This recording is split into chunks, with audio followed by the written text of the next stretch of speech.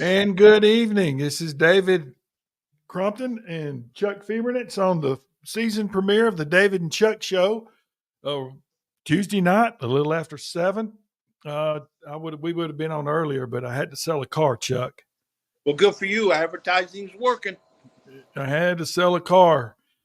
So a good day. A lot happening. Uh, a lot happened in the college football world this week. And a lot happened in Major League Baseball. A lot happened last Friday night up on the hill, and this Friday night got a lot going on too. So just a whole lot, a busy time of sports year, even though uh, with football it gets spread out a little bit. Right. So high school football. Let's talk to the Tuscola Mountaineers real quick. 1-1. Uh, Coming off the first week. Was curious to see how they would react. And that young bunch with some really good senior leadership responded pretty well. Left a lot of points on the field, but they got better. Well, that's the important thing when you have such a young team is that you want to get better. There will be times they'll get better, but they're playing a tougher opponent. They may not get a W, but they were fortunate because it was a good thing that they played so well, much better than the week before, and then um, got a W out of it. So they're feeling good about themselves, but Yeah, they got a tough opponent come Friday. got it. McDowell's coming in here 0-2, but they've scored a bunch of points. Now, I don't know how they scored those points. Now, I have to preface everything by saying, was it late in the game? Was it blowout points? Or was it, were they tight games? Because I don't know enough to tell you that. I wish I did, but and one of my goals today was to get that information. But honestly, I called you at 6 o'clock and said, "Man, I'm running," or 6:30. I'm running out the door. I'll get to the studio, and we've moved everything here to the house, and we just built the studio here, so had to get home. Right. So I did not get that information. McDowell is the school, one of the few schools in the state of North Carolina, extracting information or summaries about their game you can't get. It's hard to get that unless somebody from a news or local paper gets, um,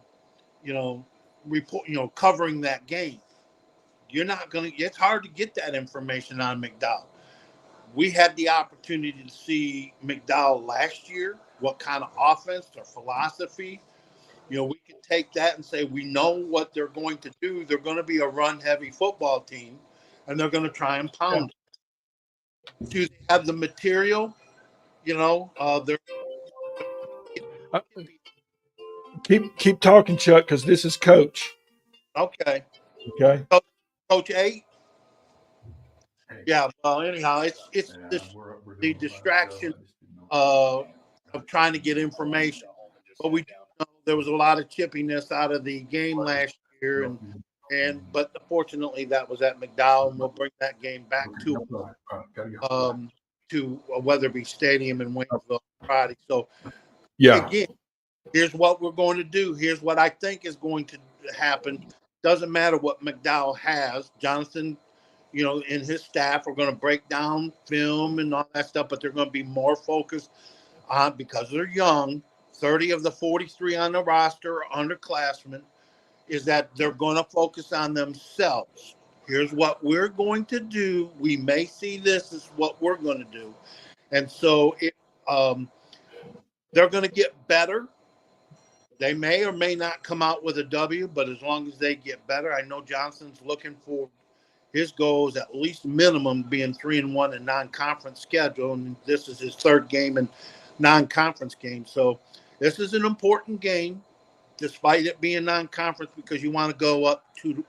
Yeah. You absolutely. You want to be 2-1 going into Swain, and you know, I I really hope, and I have let me preface this by saying, and this is the God's truth, and you know it, because off the air last year, and even week one, we didn't have a lot of time last week, but we had, Jonathan and you and I, and especially the two of you guys, if people could hear you two off the air after the show, it's fascinating. But so when I say what I'm saying is, uh, he even in that realm, he will not talk injuries with you, with Right. me, with anyone, because he doesn't want anybody to know. So all I'm saying, I would love to see Ty and Gavin back this week. I love those two guys. They are football players. I mean, they are just football players, whatever position they play. And I look forward to them coming back. I hope it's this week, Chuck. I hope it's this week, but I don't have any information. I wish I knew, and I'll ask you. Do you know something I don't? No, um, we learned last year early on that there were certain parameters we could go into, and there was the no go zone, and that is don't go into that zone where we want to ask questions. Jonathan will, he'll step strong and say, I'm not going to tell you that. So we didn't want that being said to us on the air, and that's hard for a journalist. But in order Yeah, to make things work for him, and yes, it's high school players, we will honor his request and we'll go do what he wants to do. We still can extract information from him, but we know where to go, and that's the way we're going to operate on that. Yeah, there's yeah, everybody got injuries. Across the county, there's some serious injuries that they wish they'd have those players back. So let's not feel, fans. I'm not talking to you, fans. no, Let's no, not I feel get it. sorry. Let's not feel sorry for ourselves. Nobody cares that you got these injuries. So play with what you got, and the guys you got are getting better. And and there's some guys that are really talented young men. Yep. And before we get on and start in depth with the show and anymore, thank you to Crumpton's Auto Mart, Sutton and Sons Antique Mall, and Caffeine and Chaos. Uh, I I know that I get phone calls now that I hadn't gotten before, asking me questions about what we do through the sponsorship that we put into the show. I drove by Sutton and Sons Sunday on the way back from my little thing that I do on Sunday at the golf course, and you could not get a parking spot. And then I want to say last night, Janet came down to see me for a minute in the evening and said that Caffeine and Chaos was packed. So please, please take care of our local businesses. All three of these businesses are local. We're independent. We depend on the people in our community to provide for our family and give back to the community. So I appreciate it. And Chuck will have an announcement probably because we're gonna talk about it off the air later in the week about some things that he brought up last night in the text that he sent me, and really looking forward to talking about those things. But uh, getting back to this coming up Friday, uh, Walker, Walker has stepped up. Walker Bolden, number 0, has really stepped up and taken charge with the. I'm talking just in the leadership. Cooper Williamson, who Chuck, I believe Cooper is one of your favorites. You are a fan of number 4. Right. You are a fan of that kid. We missed Gavin last week. Sam Decker stepped up. I'm talking about some of these seniors that Julius. Where is my main man? My main man right there is Bridger Jones is the heartbeat, the soul of this football team. So some of these older guys, just you can't say enough about them. Christopher Wells, uh, I go back and we talk about the kicking, and special teams. If you know my world, and you know how much heartbreak we had it during my son's career at the University of Tennessee, just on the kicking game, uh, just multiple games that you sit here and go, man, those are W's that ended up being L's. 2 times against UCLA, uh, uh, Auburn, Alabama, just to name some off the top of my head. So when I say that, man, what improvement from Christopher? Because last year at this time, Chuck, they were pooch kicking. Well, and here's the thing: every high school coach Yes. that wants something, what you ask him, what do you want out of your team, and he'll tell you maybe a quarterback and a good line. But every coach will tell you the same thing amongst those wish lists is this: a kicker who will kick it into the end zone. Because if you do that, no team can run anything back on you. There's Yeah. nothing worse for a staff that has game planned all week long and watching films, how to matching up and playing that thing out and know, okay, this is going to be tight, but we can win this game. And then Yeah. all of a sudden you kick it short and they run it back for a touchdown. You can never game plan for that. And all of a sudden you're now back on your heels trying to figure out, okay, well, we got to make up some points because we weren't planning for that. Nobody can plan for a punt return or a kickoff return or pick six back on it. So, I mean, Yeah. when you have a kicker like that, it's funny when they kick it in the end zone, your opponents never run it back for a touchdown. Yeah. And a big part of last Friday night was when they scored a touchdown, and we got the celebration penalty that you probably can question either way, but yet at the end of the day, you're penalized those yards, and he kicked the ball 72 or 3 yards to keep them pinned back, and those are things we did not see last year. That goes back to the kid. That goes back to his work ethic. That goes back to what he wants this thing to be for him. So congratulations to him. Up front, Dustin Moore, big 50. Mr. Bowman, number 55. Mr. Balak, 56. Jesse Bledsoe.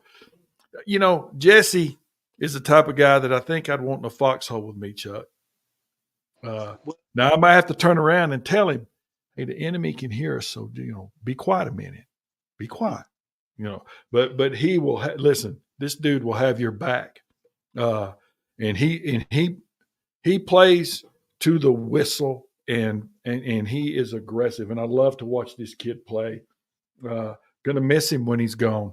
And then you got Jackson Mathis and Zachary Rathbone, and or that I just sometimes we don't do enough about talking about the kids, and I just want to always make sure we mention these seniors. And so, anyway, big game Friday. What are your thoughts? I think it's going to be a tight one. These kids are still learning. They're on that learning curve, and so there'll be some mistakes. I wish my wish list is, and it doesn't phase Jonathan, but my wish list is that they cut back on the penalties. I That would think. Let me say this. You've been around him enough. I know him. It kills him, but I think he understands that he's got to have some patience. He has more patience with it than, again, I'm not the coach, but he has more than I would, right. With that. Because that is a problem that it is correctable, and I know that they will, and you correct those problems. Do we beat Asheville High? Probably not. But are we in the game in the fourth quarter? Yes. If you correct those problems last week, you probably, instead of a 7-point football game, you probably win by 28. Yeah. So but they are correctable. And when I go back with what Coach Matthews, and he said, David, those are effort penalties. So, I guess you could look at it either way, but penalties are bad. And you remember from last year is that McDowell County shortened the possessions. They did not want Tuscola to have the ball. So it was a ground and pound in their fashion of their offensive scheme, sort of like what Flexbone triple option does, is that they may give you one possession a quarter early on, maybe a 1.5, and you go in. You may get 3.5. They want the football and control it. And last year in that first half, remember, it was an inability to stop them going down the field. They were not a big play offense. They were just pounding, pounding, pounding. They strapped their chin straps up and said, "Let's go." And they thumped on each other. And so it's going to be more of the same come Friday night. That's what I would expect. They're not an explosive offense, but they are capable of running offense down the field and controlling the clock. Everybody wants the ball. Jonathan wants the ball with 2 minutes, make them punt. Yeah. But if they got the ball, Tuscola's offense is down the sideline. So I see more of that. But I think it's going to be a close football game. And I see being at home and riding the momentum that this young football team, they will win a close one down the end. And I could see young Chris Mills, kicking a game-winning field goal. That's how I see the game, as it's tight. Okay. And let me go over some numbers real quick again, because that's where we're so much far advanced than we were last year with information, because it was tough to get information last year because we didn't even have people in place that could get it to us.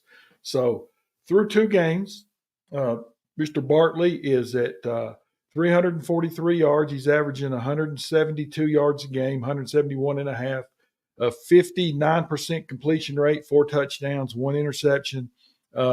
The thing that I like is they're averaging 14.3 yards per completion. That's good. That means you're pushing the football. You're not everything's deep, but you're pushing the football down the field. And he's got a quarterback rating of 108.1. Rushing the ball, Mr. Williamson, your man number 4 there, averaging 4.2 yards a carry, 100 yards. And remember, he didn't play until late in the first game. So he's averaging 50 yards a game, but 4.2 yards a carry. And let's see here. Mr. Jones, our senior tight end, running back, linebacker, all around everything, never comes off the field. He's averaging 4.3 yards a game and basically just played this last game Summit running back with 51 yards. And our other guys hopefully they're going to be ready to get back this week. Receiving, Bo, 133 yards. He's averaging 16.6 yards a catch. With this says 2 touchdowns. I think he has more. I think he has at least 3. So I think that's wrong. As a matter of fact, I think this receiving stuff, I don't believe it's right at all. But anyway, the leading receiver is Bo. But then you go back, you got Jones that's got 8 catches. You got Isaiah Hyatt with 5 catches. You got Sam with 2 catches. You got Pruitt with 2 catches. Those are sophomores in there. Your 3 receivers, you got a sophomore, and a sophomore that are the first, second, the first, third, and fourth receiver on the team, and then you got defensively. Let me get down here to the defense. This is stats that we were not able to get last year. That I'm really tickled that we have. Solo tackles. Bolden, 12 in 2 games. With assist, he's got 18 tackles. Cooper has 10. And again, I'm so bad with pronouncing names sometimes, Chuck, and I apologize for that. Bo's got 8. Mr. Hayes, our junior middle linebackers got 10. We got a bunch of guys with a ton of tackles in here, a ton of tackles, and they are getting to the ball. Do we need to get people down on the initial hit? Yes, but that's going to come. I believe that's going to come. But they are getting to the ball, and there you see such a difference from where they were this time last year. If you have coaching, really good coaching, which Tuscola does, you teach first to line up correctly and be in the right position on the defensive side of the ball. With time and experience, you also are teaching tackling, but you more importantly is line up correctly, be in the spot you need to be, and cover the area, or be in the gap that you need to be. And when as they progress in the game, it could be this year, they'll get better at tackling. I've always noticed that young football teams, sophomores and juniors, questionable tackling. But when you have a senior laden team, like the 2000, the 2009 era with Kiefer and 10, and they would rip you a new one on the defensive side, and they were seniors. So Yeah, tackling will come because they are young. Patience is the mantra right there for the kids. They'll get better, and it might be this year. It might be this year that they get yeah, so of doing the right thing and the routine things. They're lining up correctly. They're in the right spot. They pursue the football, and then they come with a mean attitude, and so that'll come. yep. That'll And come. I truly believe that, and I think we're going to see it this week. I think we're going to see. We saw improvement from week 1 to week 2, and I think we'll see some more improvement from week 2 to week 3. Now, wow, Chuck, college football. Uh, Here's the thing: for we had just a little discussion about it in our text throughout the weekend. You know, and it went back to what we had talked about to Jonathan about. Do you want to open with the Asheville High, or do you want to open with the Little Sisters of the Poor? What do you learn from either? Do you want to get that confidence and just get that number by your name and get the win and keep people healthy as you go, or you want to go out here and battle somebody? And you had such a combination all over the country with it this week. You had Clemson in Georgia. You had Alabama playing Western Kentucky. And I can't say anything about it. Jonathan's senior year, Tennessee, we opened up a Western Kentucky.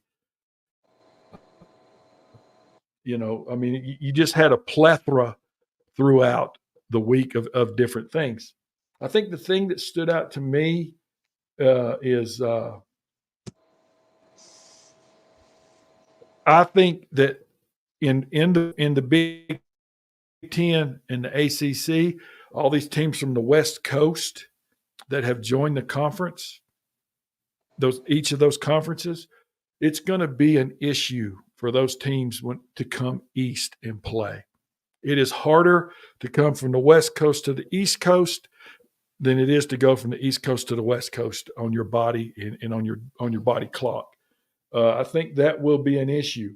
But I'm sitting here looking at the ACC, at the conference, and I think this is where, if I remember correctly, I'll tell you something. I hate it.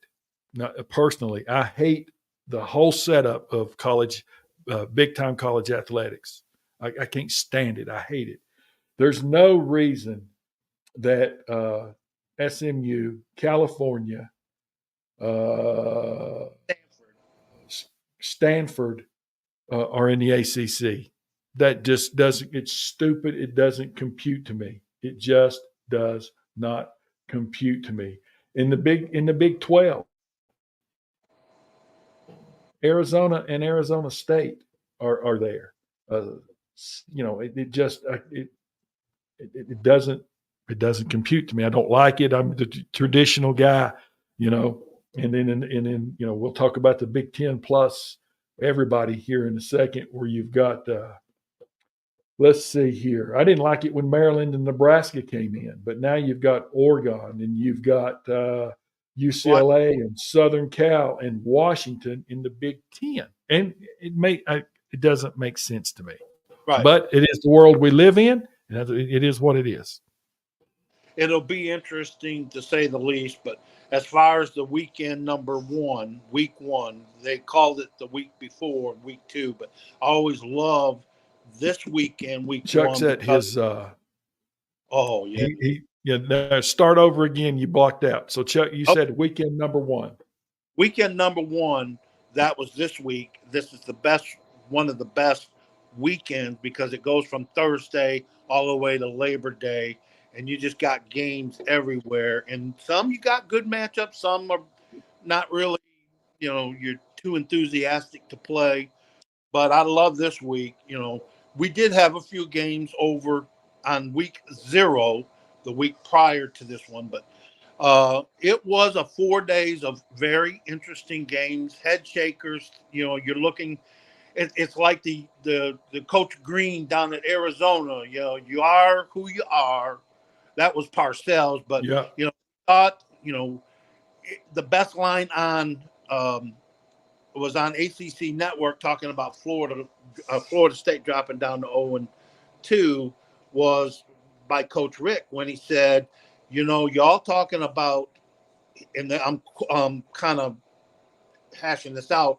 He was telling the other guys they weren't ready to play, and he said, maybe Florida State was ready to play, but Florida State is not what we thought they were. Maybe they're not as good as we thought they were. Maybe they were ready to play, and they just can't man up against the Boston colleges and the Georgia Techs, and they may not be what we thought they were at the beginning of the season. Playing brings the truth, David. The preseason brings the hype, but when you start playing games, that's truth right there because you're putting it out in the field. So truth comes when you play.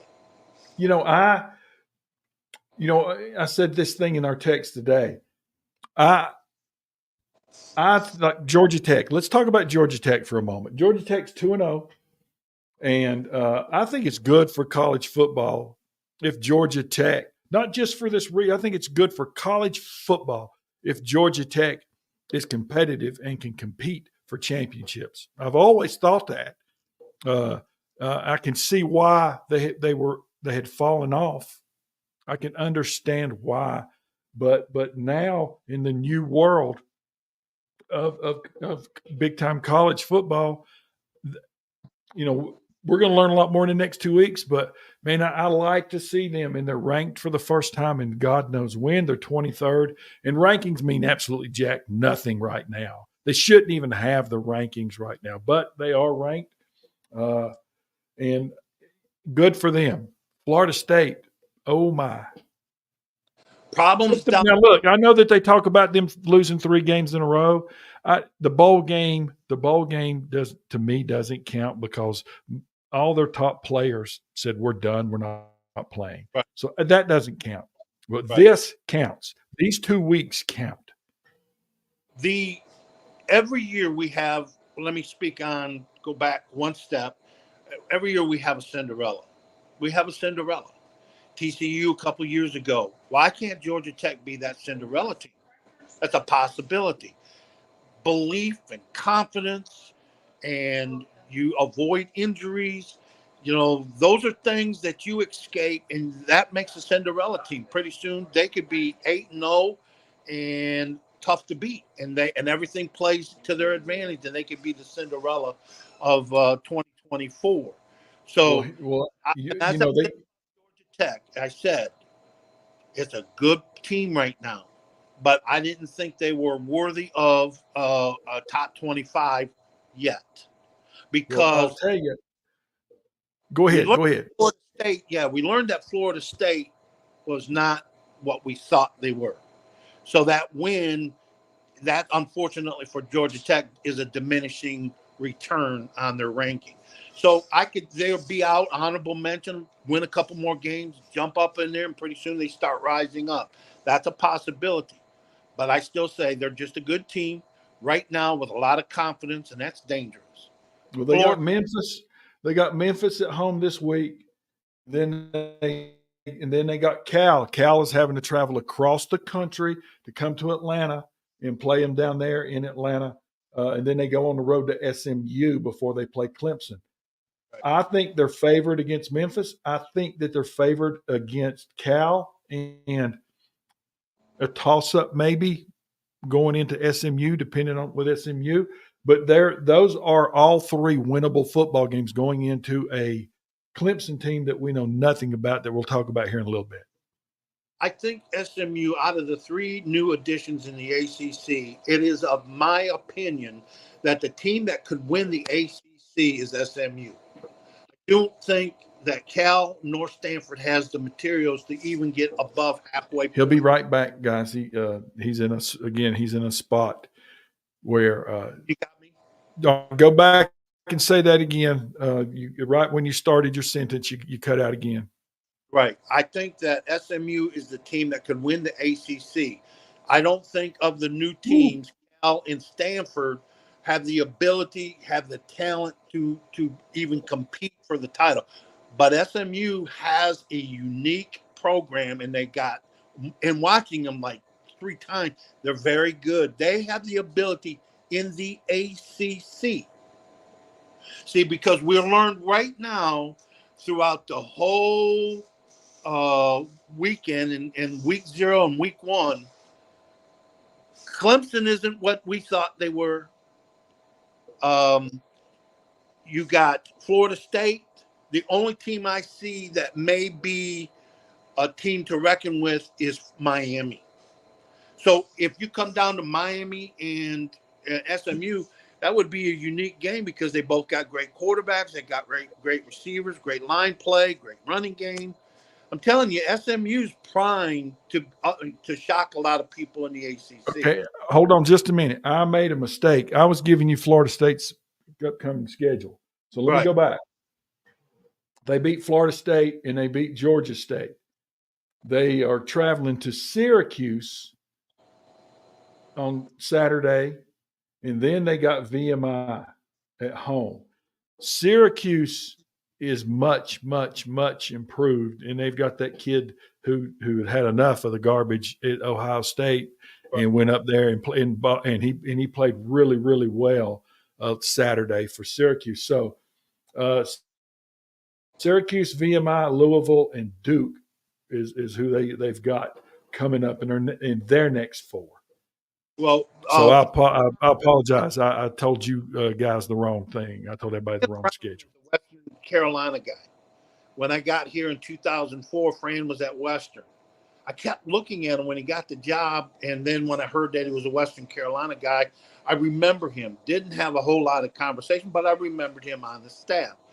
But with that said, there has been a lot of undefeated teams that have traveled up to the Syracuse Orange Dome and come away with a loss.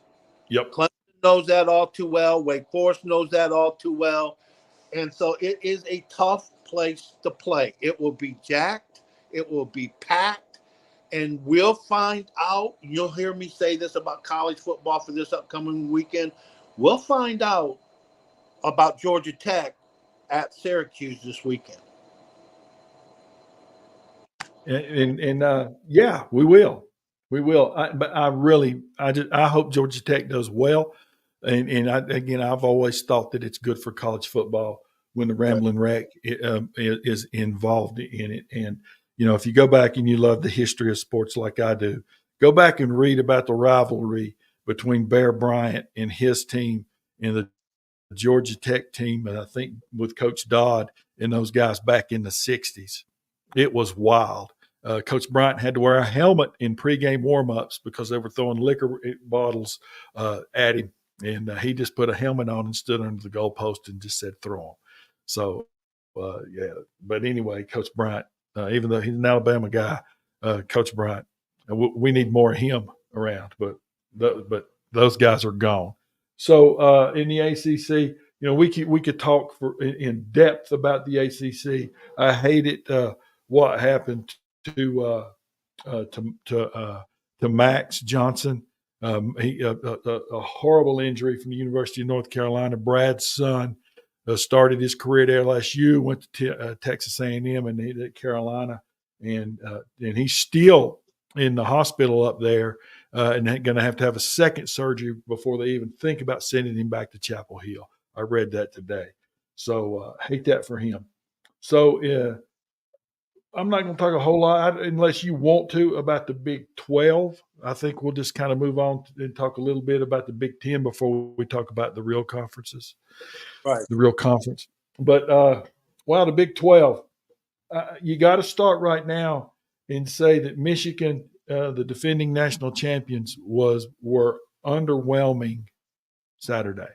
Now, again, it's just one game, but they're starting basically a walk-on quarterback is their starter, and with the coaching change and all the kids that left, you are a Wolverine through and through. What are your thoughts on 24? On 24, we'll find out. I'm going to reserve because we'll know about two teams. We got to get better internet where Chuck works, so he. I will start.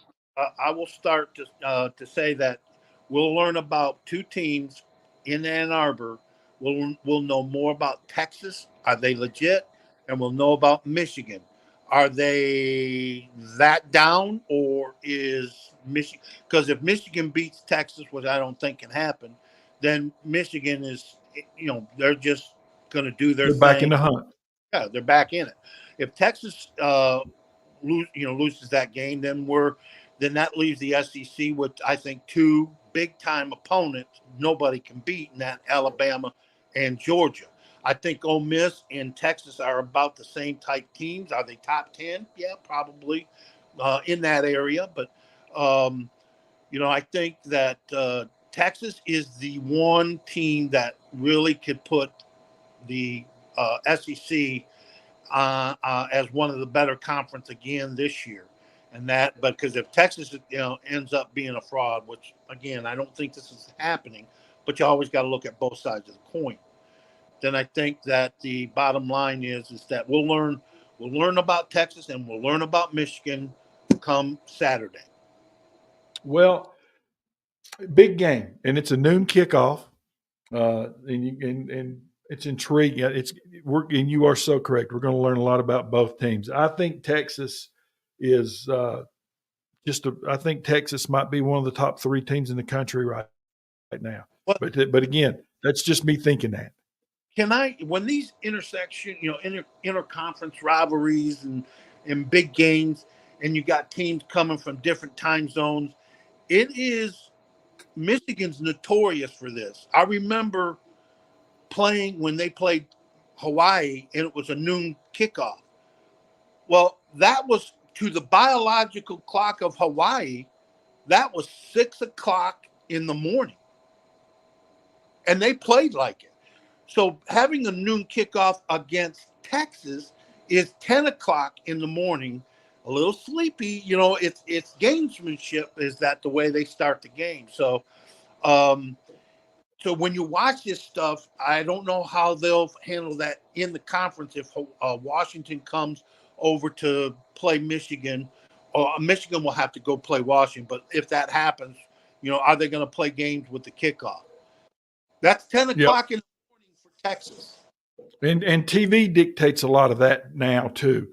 But let me do this real quick. You're the Michigan man. One word answer: win or loss. I'm just going to go down the schedule. Texas. I think Texas wins. You think what? Okay. Yeah, I'm saying Michigan. So win or loss. So loss. Arkansas State. They play Arkansas State after Texas. That's a win. Southern Cal's next, and they're playing at home. They're playing Southern Cal in Ann Arbor? Yes. No. I'm telling you, I'm impressed with Southern Cal. They're not very good defensively, but they went toe-to-toe with LSU. So I think it's one of the sad stories of the SEC. I didn't think Brian Kelly would be in this situation. LSU. Well, yeah, we're going to get to that. LSU got thumped on. Yeah, we're going to get to LSU, but anyway, Southern Cal, Michigan, win or loss? Michigan win. Then they play home against Minnesota. Win. Yeah, you're rowing the boat into the iceberg, son. Right. Right. Washington at Washington. I think Washington. I watched Washington. I was impressed with them. Completely new team. Jed Fish has been coaching under some great coaches. The players, they got good players on both sides of the football, and that's hard to go play in Seattle. So I'm going to say Washington wins that game. Illinois.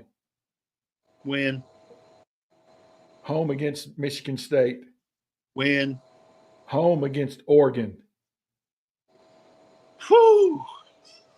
Win or loss. Let's go. Pressure. Loss.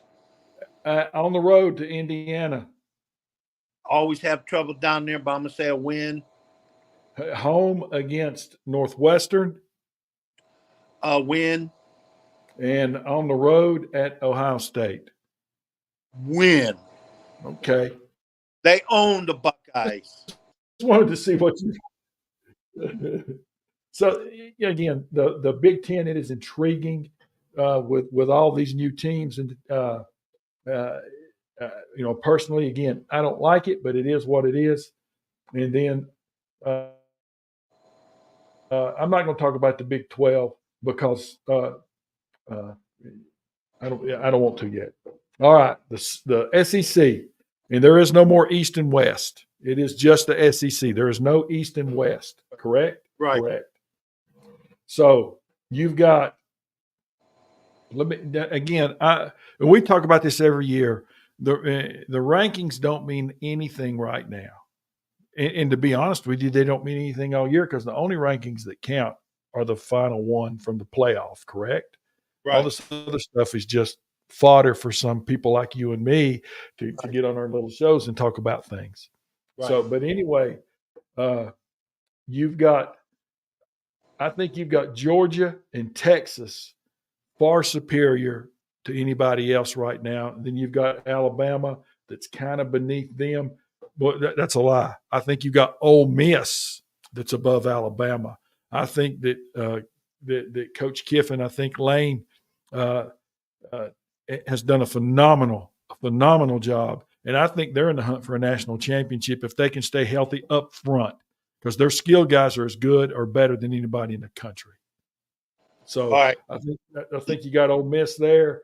I know they got Missouri ranked up there in the top 10, but I think Tennessee. I think the Vols. Again, we'll see the kid at quarterback. We'll see what happens when he starts playing against the real live bullets, and not the Chattanoogas of the world. And you'll learn a lot. This is what you think. This is not what I think, right? This is what I think. Okay. Yeah. Okay. Yeah, this is what I think. Yeah. I'm just telling you real quick. Man, the guy in Florida, man, woo. And then Kelly at LSU. Woo. I mean, it's just one loss, but man alive, it seems like it's already imploding in Baton Rouge. I wish that Lloyd was on with us right now.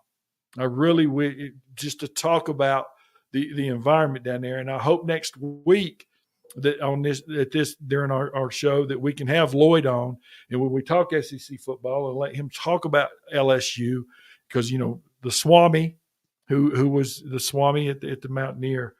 And we all had our radio show together for all those years. And then he did the stuff with you at the newspaper too. He moved to South Carolina, and now he's back home in New Orleans right there at Baton Rouge. And he's a Go Tigers guy. But, man, Texas A&M disappointed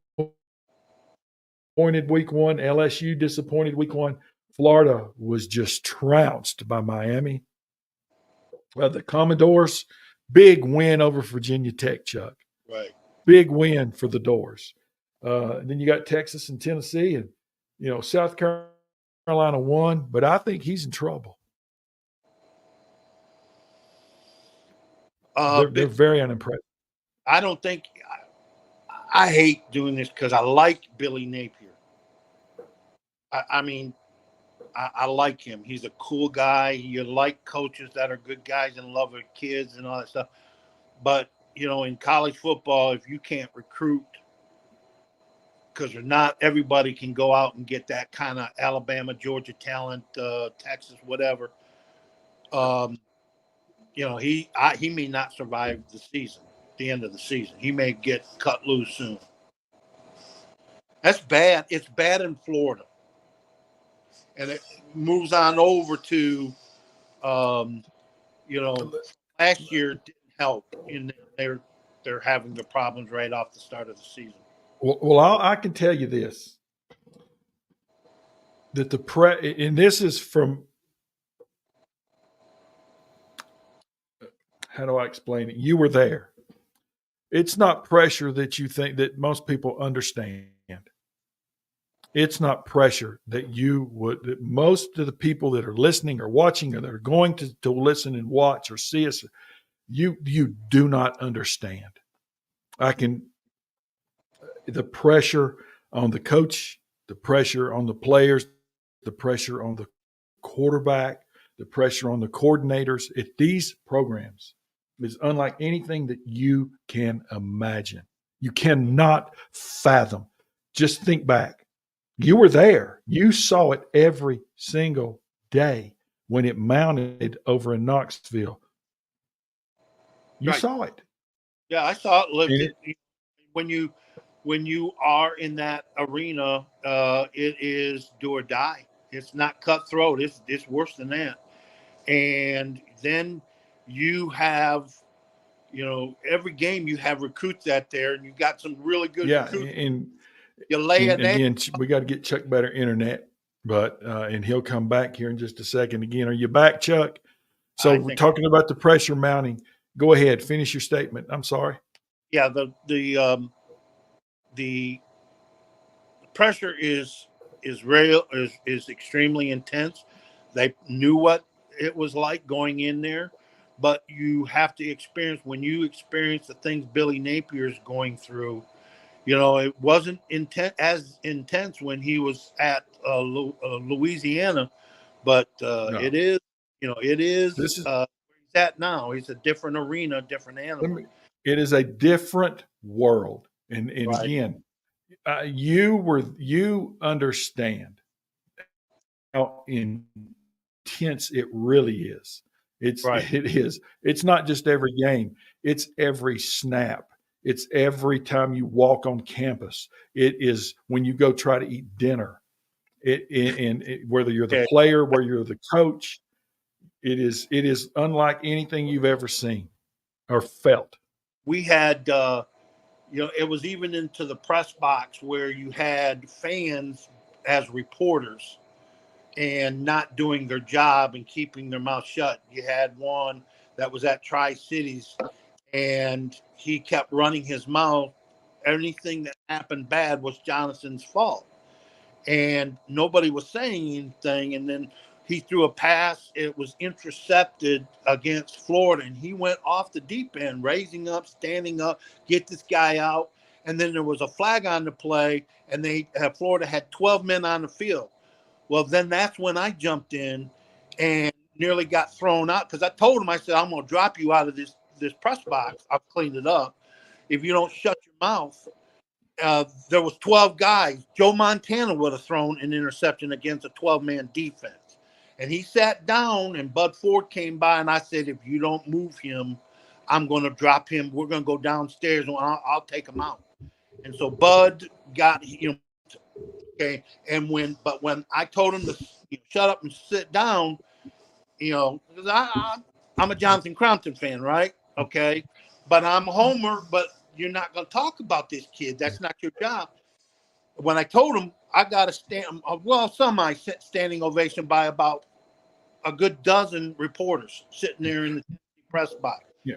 But thank you. But I say that to say that the pressure on Napier, the pressure on the people in that program, the pressure on the secretaries, the pressure on the people, the janitorial, the janitors. You just can't imagine. This is not like, I had a guy come by today, and really nice guy.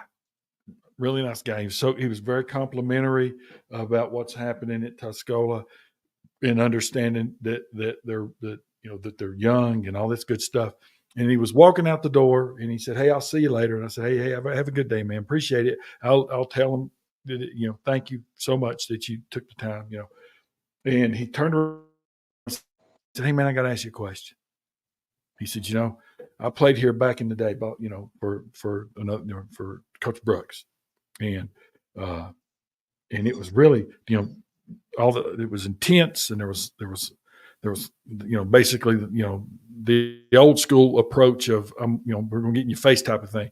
And he said, "It just seems kind of unemotional." And I said, "No, sir, you have to understand, it is not unemotional. It is not unemotional.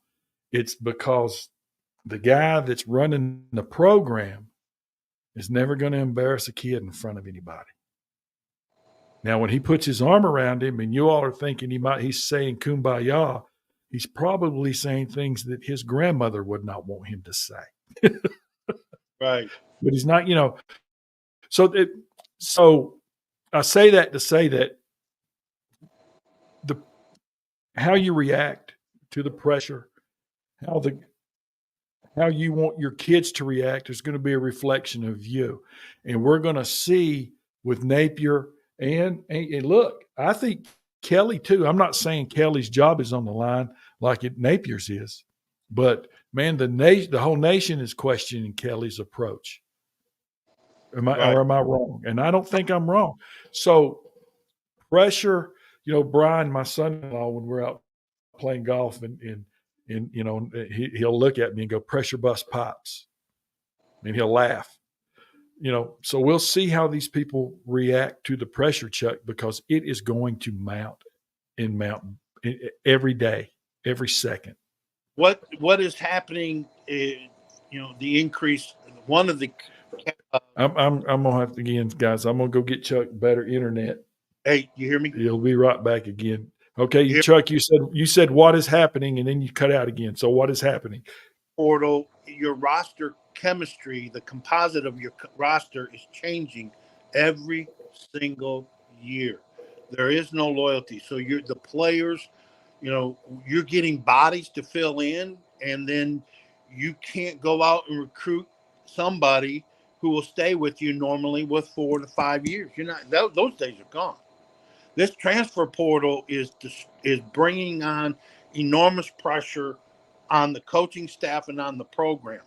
I disagree with Kirby. Kirby says, "Yeah, two guys from the portal scored touchdowns." That's Georgia. There's 140, 132 D1 schools that most of them, it's not helping. You're having, Ole Miss, who lives in the, you might as well just say, don't recruit, just go and violate, and just go out there and get all the transfers that you want. And so, so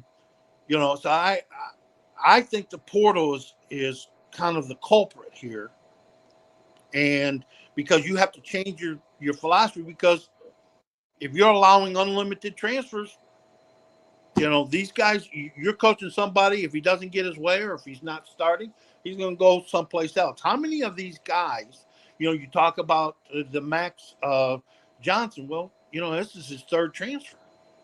This is transfer number 3 in his career. Most of them are transferring 3 and 4 times. I'm going through the list of people on depth charts for college football. I was doing this today, and the amount of people that are in the two deep depth chart, the amount of transfers is enormous, and you can't count on them. Truth be told, you can't count on them. So I tend to agree with you. Yeah. I think you're correct, because you're trying to coach them. You're trying to win games, and you got people you can't trust on the sidelines for you. It was who was it that they named at the quarterback? Oh, I was listening to I think. Yeah, it was Florida State. They brought in DJ. Moment DJ, who was announced as the starter, the backup who lost it, boom, bolted and went into the transfer portal. Now he'll probably have to sit out or wait for somebody to pick him up, but he isn't staying at Florida State with DJ.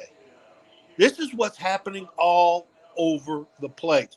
So instead of being a Nick Saban or a Bear Bryant or Kirby Smart, where they're demanding and they don't care, you got people trying to be their friends instead of being, hard nosed coach. Yeah, you're correct, and I guess one of the things that we need to talk about before we start talking about baseball is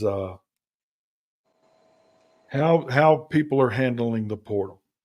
I saw the thing with Kirby Smart, and he says, we want to recruit high school kids. We want to bring our kids in.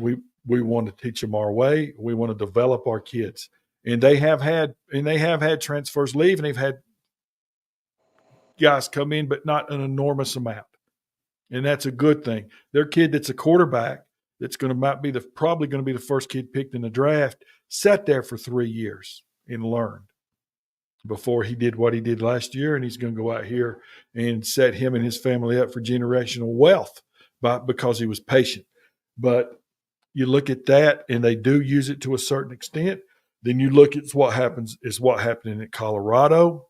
I don't think Colorado is going to be good, but that's just me, and that's for another discussion. You look at the way that Lane is handling it at Ole Miss, and he is handling it better than Sanders is in Colorado, but they do have big numbers. And then you look at Dabo at Clemson, and he just, by God, I don't want any of this. This is not who we are. And I admire his stance, but wow. He's going to take some beatings, but that's okay. That's him. Yeah. Hey, Dustin, good to see you, man. Thank you. Enjoyed that conversation today. But go ahead, Chuck. Yeah, you're going to have those kind of things like Dabo. I admire Dabo just like you, but you're not the big dog anymore. But if that's what you want and that's how you're going to run the program, I say 2 thumbs up, roll with it, because you won't have problems. But Dabo is not. We're finding out that maybe Clemson and Florida State right now are not the big dogs that we thought we were. On that. But no, they're not. We're in the SEC, and I just wanted, before we got off track into baseball, your teams in the SEC are not my top teams. I think the SEC has 2 unbeatable teams, and they have veteran quarterbacks, and that's Alabama and Georgia. Okay? Now, I will bring you down. If Texas beats Michigan, then you got 3 teams, I think. It could be 1, 2, and 3. Georgia, Alabama, and Texas, and let them fight it out the way they want to. We'll learn a lot this weekend with Texas and Michigan. Yeah. Learn if they're in it. I'm big test. Sidelines with Ole Miss, and here's why. They have a veteran quarterback in Jackson Dart, who I like him. He's a really good. He reminds me a lot of Jonathan, but he's not as good as Jonathan. But he reminds me a lot of Jonathan. But the fact is what big games is Lane won? Lane's in the big dog territory. They got him ranked 5th. Okay, well something like that. Yeah, you're gonna have to beat these teams that you had trouble. You always lost to Alabama. When you played Georgia, you lost to them. Now you did in the down cycle LSU. So I think that you have 2 teams, possibly 3, and then Missouri and Ole Miss. They're good teams. We'll see how they do from the year, from the rest of the season. Well, now that let me say this: now that Saban is gone, right? I can say, because this is just a personal thing for me, and I still take it personal. I mean, I cannot help it. Well, God needs to hit me in the face or something because man, I can't let it go. But the one thing he said yesterday, maybe, or today, is Lane's skill people for the last 3 years have been better or as good or better than anybody in the conference, but they were not good enough up front. He said now they are good enough up front. They might even be better up front. And he is the best play caller in America, period, Right. bar none. Bar none. And I believe that. I truly, truly, truly believe that because of some of the things that happened that I knew about when back in the day when he was at Tennessee. I just, his play calling and his schematics and his setup are different than everybody. But if you don't have people up front, you're going to get your butt kicked. So let's see what happens with them up front. But Let me say this one final statement.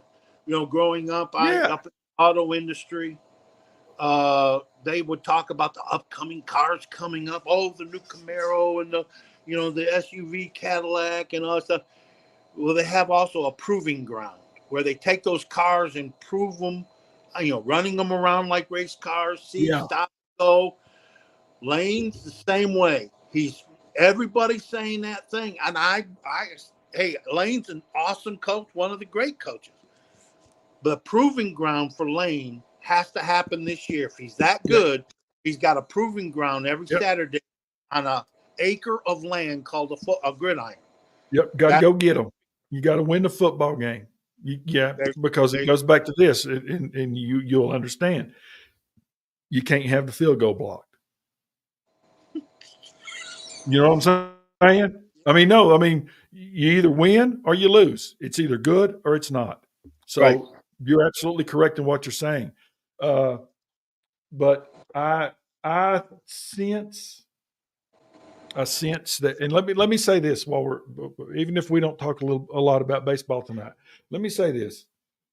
Coach Saban, in my opinion, did not retire because he was 72. That had not one damn thing to do with him retiring. He retired because of the state of college football. Right. End of discussion. And for the last 2 years, in our text and in our conversations, in our heated arguments that we get into around playoff time, I said, and I believe it, the Dabo will not coach past 24. I think Dabo's going to go to the TV booth. He hates this landscape. It's nothing to do with coaching. And again, I understand what certain people in our world say, that he does not develop talent that well, especially at the skill positions, especially at quarterback. He doesn't develop them that well. They were ultra talented when they got there, and they've had drop offs at the next level. Uh, but be that as it may, I just think that he is kind of like Coach Saban. Man, they're paying me almost $10 million a year. I've made it for a bunch of years. I don't have to sit here and recruit kids from high school, re-recruit my kids, now figure out a way to get all this money to pay these guys to stay at my dadgum school and treat them like they're rock stars. By God, they're players, and I want to coach them hard and hurt somebody's feelings and they leave. I just don't think he's wired that way. And I admire him for that. I admire the hell out of him for that. Right. Now, are they going to get their butts kicked a bit? Well, they looked really bad the other day. Now, Georgia is really, really, really good. I think But there's a lot of teams that are going to get kicked by Georgia this year. That was so impressive, that football team. And when you got a great quarterback who's a veteran, sat and waited his time, and then you got, I'm the Klubnik kid. I feel sorry for. I just don't think he's that good. I don't know where all he walks on water, where he came on. It was just like DJU, who's now at Florida State, that was there at Clemson. He came in as the number one ranked player, and he walked on wire. And then proving grounds, when he got on the proving grounds for college football, you're like, this is number one in the country. And now you got Klubnik that came in with the same fanfare, and you're like, and I think most of us are looking at him going, what is the deal with this kid? Does he understand the concept? And then he got out there and did a Tim Tebow after the game, did a Tim Tebow like speech. And I'm like, come on, dude, that's already been done. I'll never quit on my kids. I'm gonna hustle and break and work harder than anybody. I'm like, he must be reading off the plaque at Florida of Tim Tebow. I thought, copycat doesn't endear me. So there's something weird going on in Clemson. I can't figure it out, but it's weird.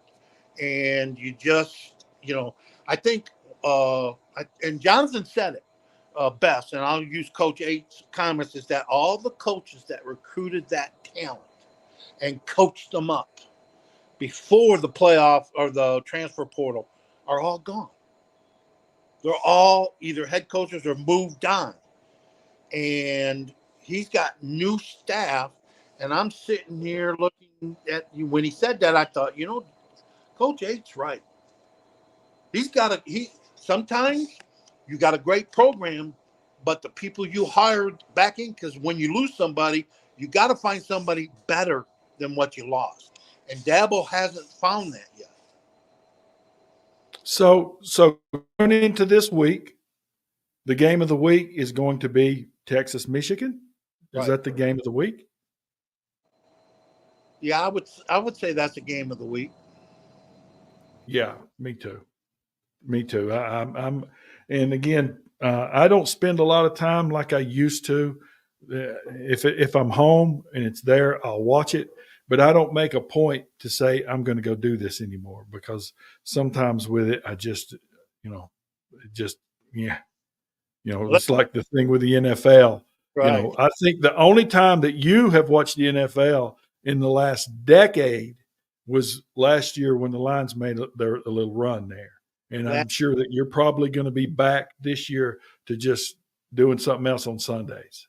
Yeah, and if they start off like they did last season, then I'll get back in it. But I've been, my legs been pulled on them. I will say this: let's bring some levity into college football. I think this year is the best Dr. Pepper commercials. I mean, they aren't. I think Dr. Pepper commercials now are awesome.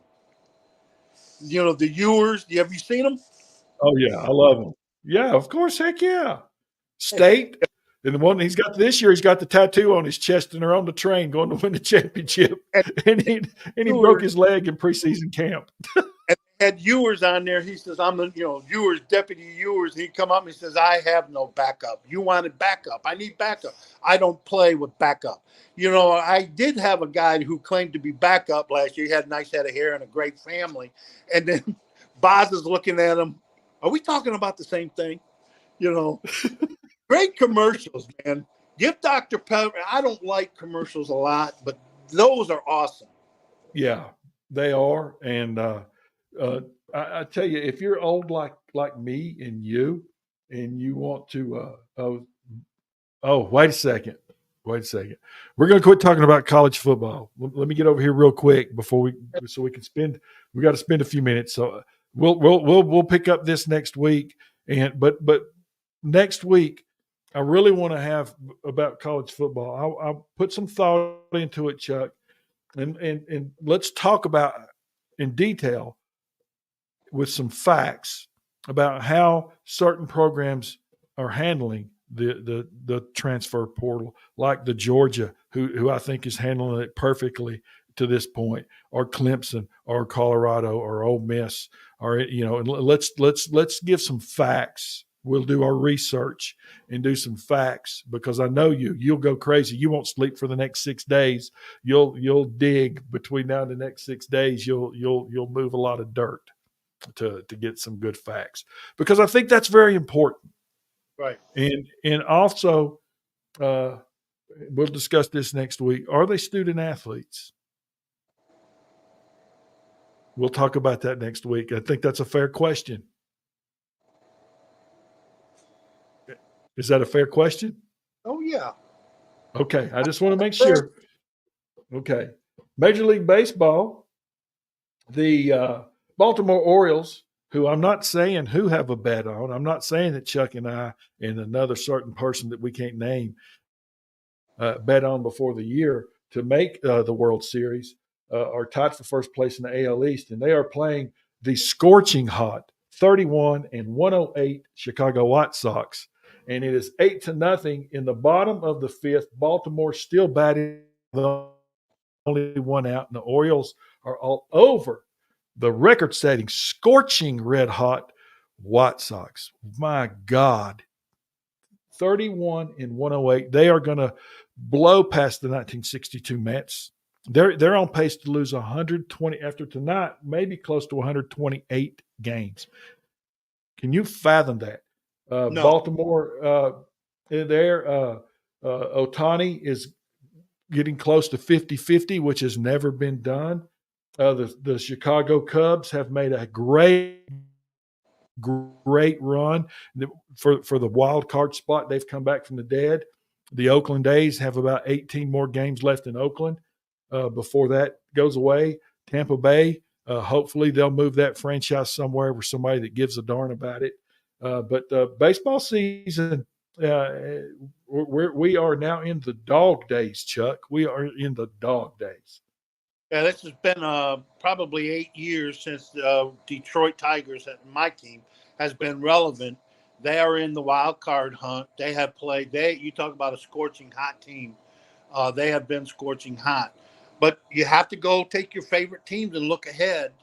And we all love the Cubs.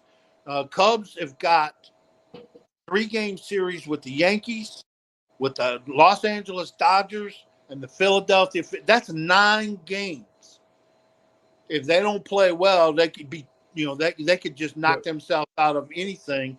Those are 9 games right there.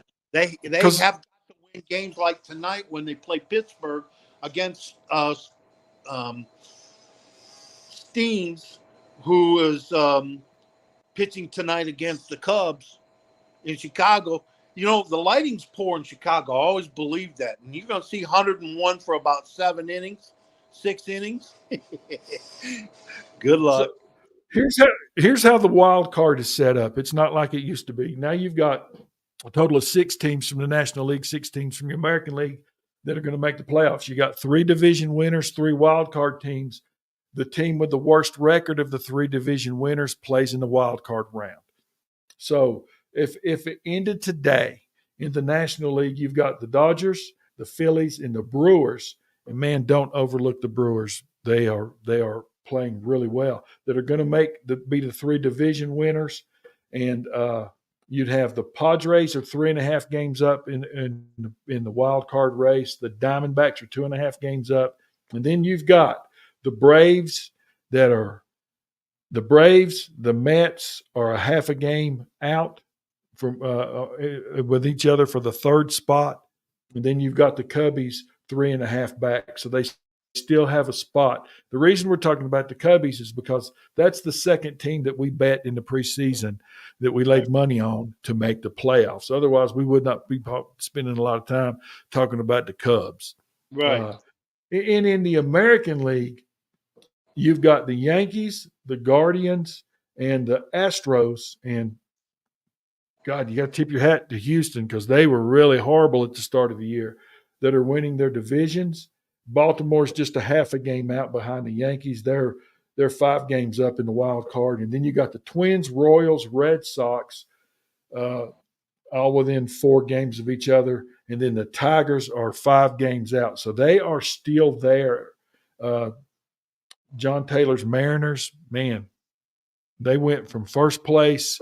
They were like 6 up at one point to, Seattle has fallen apart. They're 6 games back and 5.5 back in the wild card. Right. They're almost done. Seattle, but if not the best starting rotation, lights out. But they have out-hit this season the White Sox and the Marlins. They have one of the worst. As a matter of fact, it cost them the manager his job about 2 weeks ago, where they fired the manager. And the Seattle is strange. I will say something on Detroit. They're out in San Diego, not a place you want to be. Detroit does not play well on the West Coast. I'm concerned about this road trip. and it could end up knocking us out where it could be 4 or 5, could be 7 to 9 games back, and we're pretty much out of it. But right now we're relevant, and but other than that, I think that who's in it right now, probably it stays status quo. It's chalk. The teams that are in the wild card, holding the wild card spots, will end up with it. The teams that holding the division titles will maintain. Because I've been looking at the schedules running, ahead of us and what teams are playing. So I think it's going to end up just status quo. Where you're at right now is where we're going to finish at the end of September. Well, injuries this year have been just a big bugaboo for Major League Baseball in general. A lot of Tommy John surgeries. Uh, I, I, I'm going to do my research a little bit and look at the stats on that. But Tommy John surgeries, but also just injuries to position players. The Dodgers at one point were at the start of the year, they didn't have room to play guys that would be starting for most anybody else. And went through a month and a half, 2 month period where they were just trying to find somebody to play. Injuries were that bad. Uh, the injuries for the Red Sox kind of took them out of it. I think the Red Sox, though, are a little better than we thought they'd be. The defending world champion Rangers, they're pretty much done. They're 10 out in the division and 9.5 back in the wild card. So, DeGrom is on a rehab assignment. Do you even pitch him this year? No. I don't know that I would. Uh, the Braves have been decimated with injuries. Right. And I mean, pitchers, position players, they have just been beat up with injuries. I tell you what, I'm gonna change that. Yeah, I would pitch DeGrom because I would want for the fans to see, okay, our new guy. I mean, a really good pitcher is you see him, and if he pitches well, okay, gives us a little hope. We got DeGrom now back healthy until the next injury because he's been the last 5 years been injury prone. But I think they got Scherzer, and I think Scherzer retires at the end of the year. There's a lot I sent you that article on that. Yeah. I think he's going to try to come back and play for somebody probably in the AL East for one more year with like a Yankees or a Baltimore, somebody he can go to and try to win something. Young, you look at teams. You look at teams like. Let me go down the list here. You look at teams like the Brewers. You look at teams like the where are we at here? The Royals, the Twins, and the Orioles. They're really young. They're really young. And the question you have, like for Baltimore, is are these kids ready? Are they really, really ready? They're talented, but how are you going to handle it when it come playoff time? Well, they went to the proving grounds last year, but now that's a learning experience. So I think the kids, for Baltimore, and we say they're kids. I mean, to us, they're 21, 22, 23, most of them. I think the kids from Baltimore have learned from that. Now, whether they can, it's also about matchup. But Baltimore has lost from the start of the season, their entire starting five. Yep. Burns, well, I should say 4, because Burns, I don't know what's happened to him. He was a Cy Young, and he is getting shelled the last 2 weeks. But you got Eflin in the trade.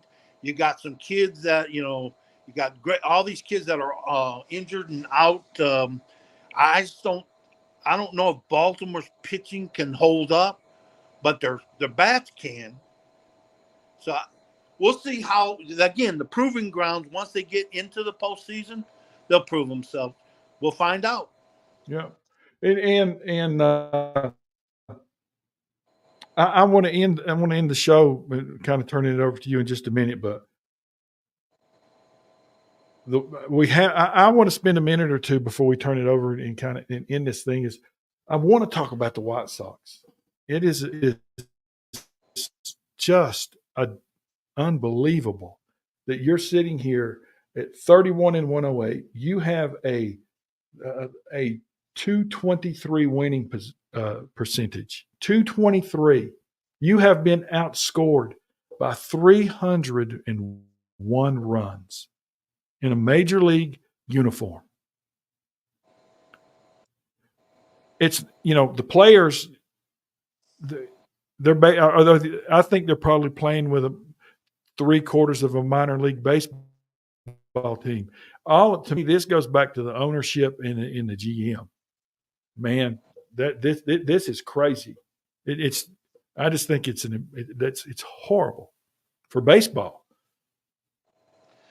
They have made blunders in trading. They have not drafted well. Then they traded away their best prospects. Then they had almost a complete Latin team. They paid them the money, big time money, and then all of a sudden they were all getting hurt. And then most of them are either shipped out and have retired or out of baseball. There's just so many things about where Chicago White Sox are, but this is not a quick fix. If you're a baseball fan and don't like to see this is not a quick fix. No. 40. What player wants to go play for the White Sox? Yeah, they're 49 games out. And they're 44 after tonight. They'll be 45 games out of the wild card. Wow. Think about that. Think about that. That is, I mean, the 62 Mets were the lovable Mets. I've probably read 6 or 7 books on them, and because they were the expansion team and they came in and were they took the place of the Giants and the Dodgers, and the city of New York loved them, and they had Casey Stengel, and he was funny, and and they built to the 69 Mets. But man, this is not that. This is not that. Chicago White Sox is a long-term franchise. This is a franchise that's been, the 1890s. Yeah, the 1890s. I'm sitting there trying to go back to my history book in baseball, but this, the Mets were a franchise team. So I think I'm going to have to let you go. You got problems to take care of? Yeah, I'll let you go. We'll talk at the next time. Okay, I'm going to let Chuck get out of here. He's got some things he's got to take care of. So anyway, guys, we will see you next week. Thank you for tuning in. We'll see everybody Saturday on the Jonathan Crompton Show. Everybody get out to CE Weatherby, please, this week. Support these kids. Support this program. They're working really, really hard. So, anyway, thank you for tuning in to the Dave and Chuck Show, and see you next week. Have a great night, guys. Thank you.